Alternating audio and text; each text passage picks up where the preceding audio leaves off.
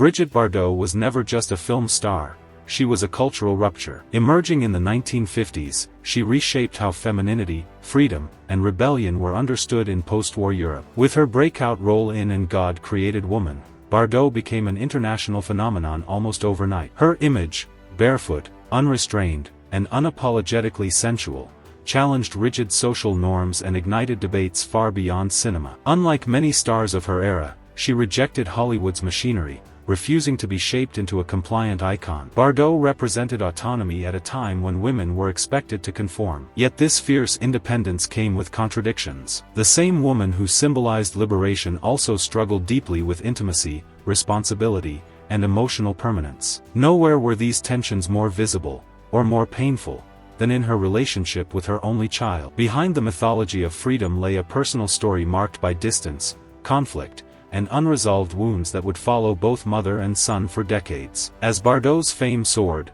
public expectations followed a familiar script: marriage, motherhood, domestic stability. But Bardot resisted this narrative with unusual honesty. She openly admitted that pregnancy terrified her, describing it not as a miracle but as an invasion. When asked about motherhood, she made statements that shocked even her admirers, including her infamous remark that she would have preferred to give birth to a dog. These were not provocations crafted later for attention, they reflected her genuine discomfort with the idea of being emotionally bound to another human being. Fame had already robbed her of privacy, and motherhood felt like the final loss of control. Bardot did not romanticize pregnancy or claim transformation through it. Instead, she admitted she felt unprepared and emotionally incapable. This radical honesty challenged societal myths, but it also laid the groundwork for a deeply painful family dynamic that would shape her son's life. Nicolas Jacques Charrier was born on January 11, 1960, into a world already divided. Bardot was married to actor Jacques Charrier at the time,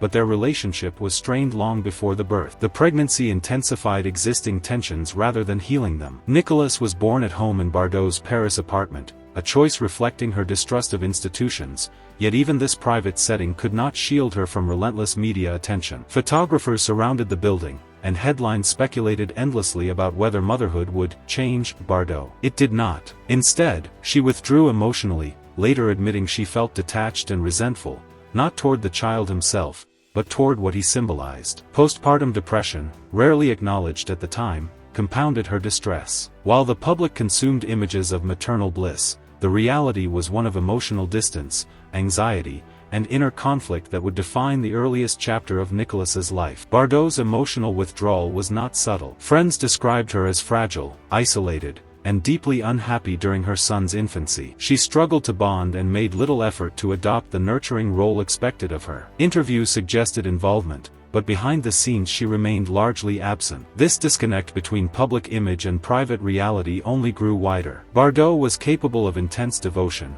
She demonstrated this repeatedly through her passion for animals and activism, but that devotion did not extend to motherhood. Nicolas existed outside the space where her heart felt free. The environment he was born into was not celebratory, but conflicted and unstable. Though he was too young to understand it then, the foundations of emotional distance were already set. In many ways, Bardot's refusal to conform protected her authenticity, but it also created a void that her son would feel long before he had words to describe it. By 1962, Bardot and Jacques Charrier divorced. In a highly unusual decision for the time, custody of Nicolas was awarded to his father. Bardot did not fight for daily care, explaining that she could not provide the stability her son needed. Nicolas was raised primarily by his paternal grandparents, far from the chaos of fame. Bardot framed her withdrawal as an act of responsibility, believing that distance would spare him from her emotional volatility and public scrutiny. For Nicolas, however, the experience felt like abandonment. His childhood unfolded in relative anonymity,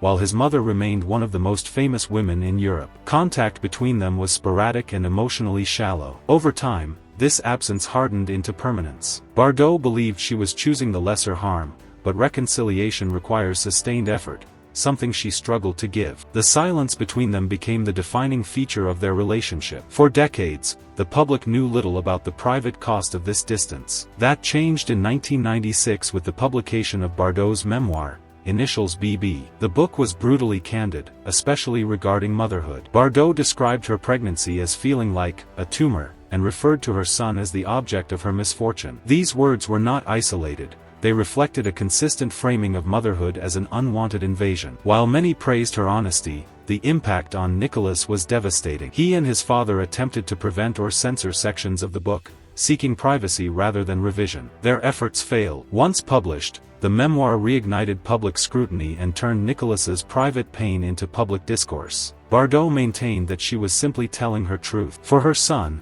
that truth came at the cost of renewed exposure and emotional harm he had spent his life trying to avoid. In response, Jacques Charrier published his own book in 1997, My Response to Brigitte Bardot. Unlike Bardot's philosophical memoir, Charrier's account was corrective and defensive. He argued that Bardot's private letters revealed moments of tenderness that contradicted her public narrative of emotional incapacity. According to Charrier, Bardot's love for Nicholas existed but was buried beneath fear and self-protection. He suggested that she exaggerated her detachment to justify her absence and reclaim control over her life story. Importantly, he framed his response as a defense of Nicholas, arguing that Bardot's published words unfairly placed the emotional burden on a child. Bardot refused to engage publicly, reiterating that she owed no one protection from her truth. Two versions of the same history stood in opposition, and once again, Nicholas was caught between them, silent, exposed, and unwilling to participate in the spectacle. Rather than speak publicly, Nicholas chose legal action. By then living in Norway, he had built a quiet life far removed from fame. The lawsuit filed in France focused not on defamation, but on privacy. Under French law, even public figures are restricted from exposing intimate family details without consent. The court ruled in favor of Nicholas and Jacques Charrier, ordering Bardot and her publisher to pay damages. However, the court did not remove the passages from future editions, instead requiring warnings that acknowledged the invasion of privacy. Legally, Bardot lost, but her words remained in circulation. For Nicholas, the victory was hollow. The exposure continued, and reconciliation became impossible. Public opinion remained divided. Some defended Bardot's honesty, while others argued that truth does not justify harm. The ruling marked a rare crack in Bardot's untouchable image, highlighting the human cost of radical independence. In her later years, Bardot made one quiet but significant change. She stopped speaking publicly about her son. In a 2024 interview, she stated simply that she had promised Nicholas she